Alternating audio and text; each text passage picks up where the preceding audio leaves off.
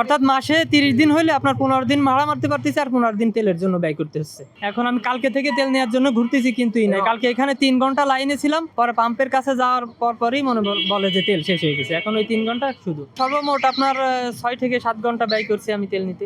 আসলে ভাই বর্তমান পরিস্থিতি যে অবস্থা, তাতে মনে করেন যে ফজরে আজান দিলে যদি আসা হয়, তারপরও আপনার মনে করেন যে 8 থেকে 10 ঘন্টা সময় লাগবে তেল নেওয়ার জন্য। কিন্তু এই যে আমি মনে করেন যে 10টার সময় লাইনে আসছি আর তেল দেওয়া শুরু করবে মনে করেন যে 1টা থেকে, তা আমার সামনে 200 বাইক আছে, আর এসে দেখি এখন 12টা বাজে, 2 ঘন্টা পরে দেখি আরো 200 বাইক পিছনে।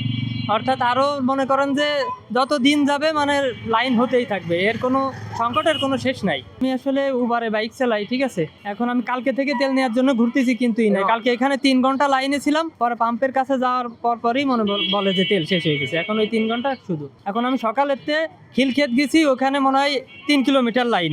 এখন ওই যে ওইখান থেকে আবার খালি আসলাম, এখানে দাঁড়ালাম, এখানেও 200 বাইক আমার সামনে। সর্বমোট আপনার 6 থেকে 7 ঘন্টা ব্যয় করছি আমি তেল নিতে।